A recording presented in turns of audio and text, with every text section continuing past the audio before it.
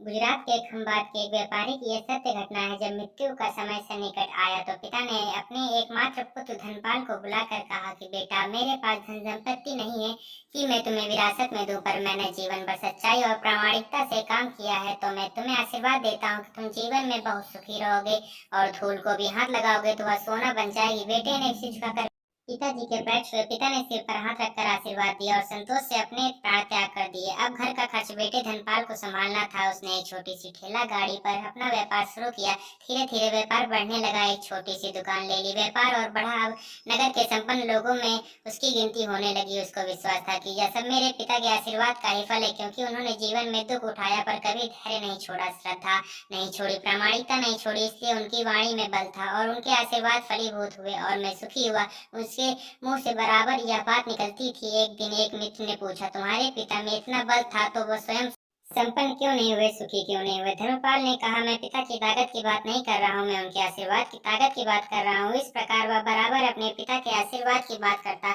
तो लोगों ने उसका नाम ही रख दिया, बाप का आशीर्वाद। धनपाल को इससे बुरा नहीं लगता। वह कहता है कि मैं अपने पिता के आशीर्वाद के काबिल निकलूं, यही चाहता हूँ। ऐसा करते हुए कई साल बीत गए। वह विदेशों में व्यापार करने लगा। जहाँ भी व्यापार करता उससे बहुत लाभ होता। एक बार उसके मन में आया कि मुझे लाभ ही लाभ होता है, तो मैं एक बार नुकसान का अनुभव करूं। तो उसने अपने एक मित्र से पूछा कि ऐसा व्यापार बताओ कि जिसमें मुझे नुकसान हो।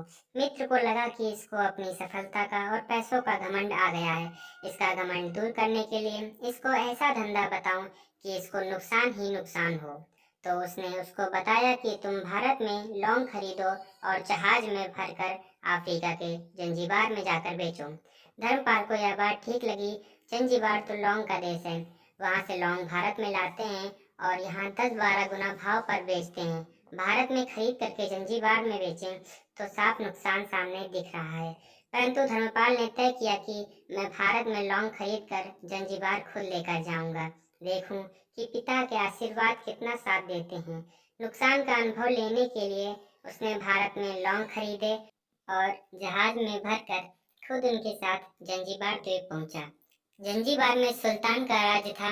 धर्मपाल जहाज से उतर करके और लंबे रेतीले रास्ते पर जा रहा था। वहां के व्यापारियों से मिलने को उससे सामने से सुल्तान जैसा व्यक्ति पैदल सिपाहियों के साथ आता हुआ दिखाई दिया। उसने किसी से पूछा कि यह कौन है। उन्होंने कहा, यह सुल्तान है। सुल्तान ने उसको सामने देखकर उसका परिचय पूछा। उसने कहा, मैं भारत के गुजरात के खंबात का व्यापारी हूँ और यहाँ पर व्यापार करने आया हूँ। सुल्तान ने उसको व्यापारी समझकर उसका आदर किया और उससे बात करने लगा। धर्मपाल ने देखा कि सुल्तान के साथ सैकड़ों सिपाही हैं, परंतु उनके हाथ में तलवार, बंदूक आदि कुछ भी न होकर बड़ी बड़ी छलनियां हैं। उसको आश्चर्य हुआ। उसने विनम्रता पूर्वक सुल्तान से पूछा, आपके सैनिक इतनी छलनी लेकर के क्यों जा रहे हैं? सुल्तान ने हंसकर कहा, बात यह है कि आज सवेरे मैं समुद्र तट पर घूमने आया था, तब मेरी उंगली में से एक अंगूठी यहाँ कहीं निकल कर गिर गई।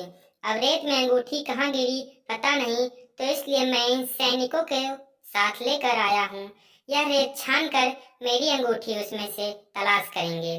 धर्मपाल ने कहा, अंगूठी बहुत महंगी होगी। सुल्तान ने कहा, नहीं, उससे बहुत अधिक कीमत वाली अनगिनत अंगूठी मेरे पास है, पर वह अंगूठी एक फकीर का आशीर्वाद है।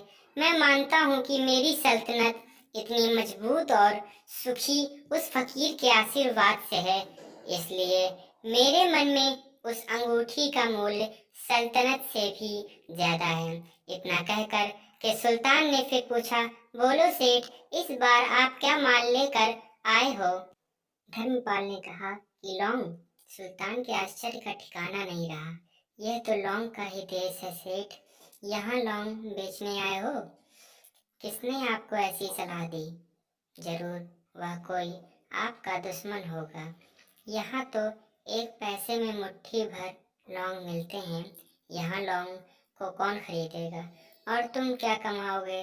धर्मपाल ने कहा, मुझे यही देखना है कि यहाँ भी मुनाफा होता है या नहीं।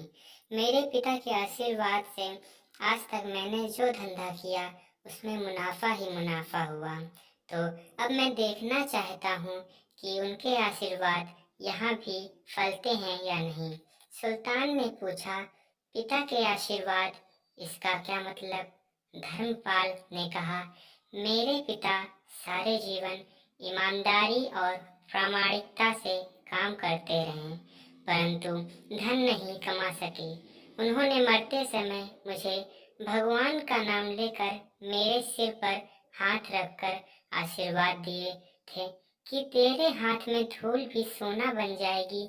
ऐसा बोलते बोलते धर्मपाल नीचे झुका और जमीन की रेत से एक मुट्ठी भरी और सम्राट सुल्तान के सामने मुट्ठी खोलकर उंगलियों के बीच में से रेत नीचे गिराई तो धर्मपाल और सुल्तान दोनों का आश्चर्य का पार नहीं रहा। उनके हाथ में एक हीरे जड़ित अंगूठी थी। यह वही सुल्तान की गुमी हुई अंगूठी थी। अंगूठी देखकर सुल्तान बहुत प्रसन्न हो गया। बोला, वाह खुदा, आपकी करामात का पार नहीं। आप पिता के आशीर्वाद को सच्चा करते हो। धर्मपाल ने कहा, फकीर के आशीर्वाद को भी वही परमात्मा सच्चा करता है।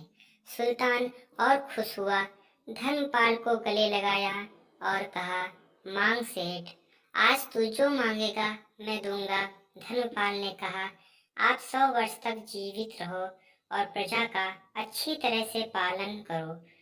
प्रजा सुखी रहे, इसके अलावा मुझे कुछ नहीं चाहिए। सुल्तान और अधिक प्रसन्न हो गया।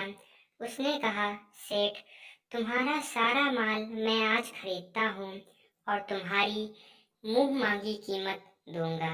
इस कहानी से शिक्षा मिलती है कि पिता के आशीर्वाद हो तो दुनिया की कोई ताकत कहीं भी तुम्हें पराजित नहीं होने देगी। पिता और माता की सेवा का फल निश्चित रूप से मिलता है। आशीर्वाद जैसी और कोई संपत्ति नाबालग मन को जानने वाली माँ और भविष्य को संवारने वाले पिता, यही दुनिया के 2 महान ज्योतिषी हैं। अपने बुजुर्गों का सम्मान करें, यही भगवान की सबसे बड़ी सेवा है।